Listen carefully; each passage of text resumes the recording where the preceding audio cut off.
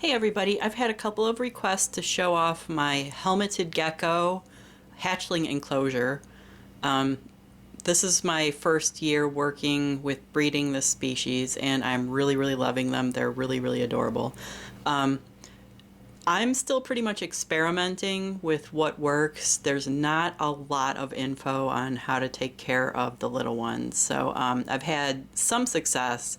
I've got 5 living hatchlings right now. I did have a lot more eggs, but getting the incubation just right was a little bit difficult. The setup here is just a plain old 5-gallon aquarium. On the right side here, I've got just a low wattage red bulb shining in, and I do leave that on all night long, all day and all night. The geckos seem to come over to that side when, like right after they've eaten, they like to come over there to digest. There's also a very small heating pad underneath the tank.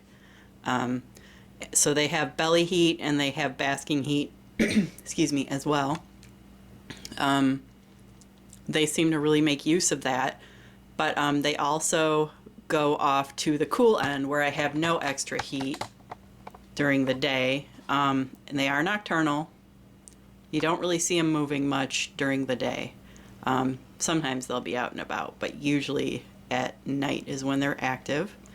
Just to give you an idea of how small they are, that's one of those, that's a little tiny cricket running around back there.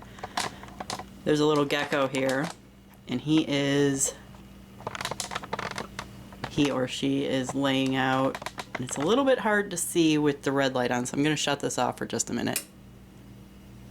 And of course my camera is going to focus on the sand on the glass. There he is. And that little plastic thing right next to him, that's a 1-ounce feeding cup that I painted black, and I turned it upside down and burned a hole in it, and they like to use those as little hides. It's a perfect size for them. They curl up in there and they feel safe. And I also have cork bark, kind of half rounds everywhere. They curl up underneath those. Sorry if my camera is making noise on the tripod there, but there's a layer of sand, not calci sand. I don't really recommend that calcium sand stuff.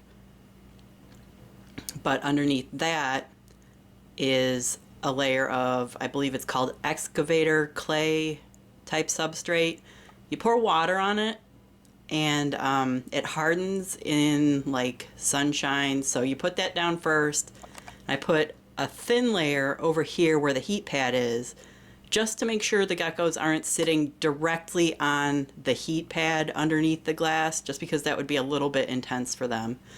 And then it's thicker over here on the cool side, and when they get a little older they'll be more inclined to dig around in there.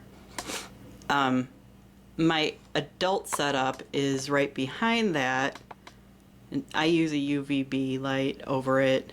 I'm not sure if that really does much for them since they hide during the day, but it gives them a good day-night cycle. And it's been keeping them healthy, and so I'm just kind of keeping with it.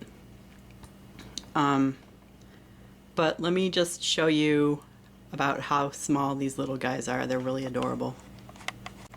I forgot to mention, the top of this enclosure I use a screen lid, but I cover most of it with a very slightly damp towel that holds the moisture in really well. While they are somewhat of a desert species, they kind of, from what I've read, they live on the edge of the desert where mists and rains kind of collect. So you mist the enclosure gently. With these babies, I've been doing it very light in the morning and then pretty heavy, especially on the cool end at night. And then I put this towel back over the top of it, and it holds in a lot of the moisture and seems to keep them happy, and they've been doing pretty well with that. Finding these guys is sometimes a little bit of work. Even on the cork bark, they seem to blend in really well. It looks like there's nobody out on the cork bark today. There's one, they kind of hide underneath layers of it. That's number 2.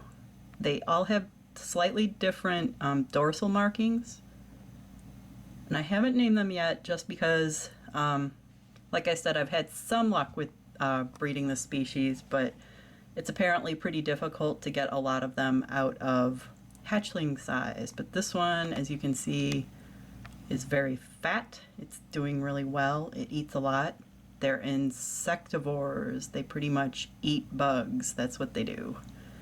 So finding crickets and very tiny Blaptica dubia roach nymphs, pretty much freshly born roach nymphs, are doing well for these guys. They don't seem to see anything that's smaller. Like, I did try offering fruit flies, flightless fruit flies, but they didn't seem to notice those at all. They seem to like things with a little bit of meat on them. That one's kind of wondering where the red light went. See if we can find another one. Like I said, these are just like 1 ounce feeder cups. There's one hiding under there. And like I said, this is the warm side of the tank. So they're sitting in here getting belly heat. And you can see how big they are just from, I don't like, it's hard for me to see what I'm doing with the camera. You can see how small they are.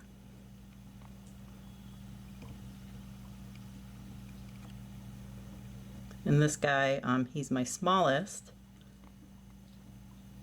and he just took a good sized cricket last night, and I was really happy about that. So I just kind of wanted to put a little bit more information about how I'm keeping them out there, since there's not a whole lot out there yet for them. But they are just such adorable little critters, and they always look super angry. They've got the little grumpy eyebrows going. I'm loving working with them. This one, he was a bit of a runt. He had a slow start, and he does still have some shed stuck on him. Everybody else was able to work their shed off. But I don't want to mess with him too much, just because they do seem rather fragile when they're first hatched. So he seems to be working more and more of the shed off. He had stuck shed on his tail, and it seems to be gone now. So he's getting it off slowly but surely. But they are really cute. They're quick little guys. I just really like them. Anyway, if there are more questions that you guys have about the species, like I said, I'm just starting working with them, but if you have questions, please send me an email or try to hit me up through Facebook, and I'll put my website link and Facebook link in the video information. I don't really get around to YouTube comments anymore, just because there's so many of them. And I do have my YouTube comments moderated because people were giving some really bad information out in there, and that just worries me when it comes to living animals. So if you need me, please contact me through email or the Facebook, because I do get to those messages pretty quickly. All right, guys. Hope you're doing all right.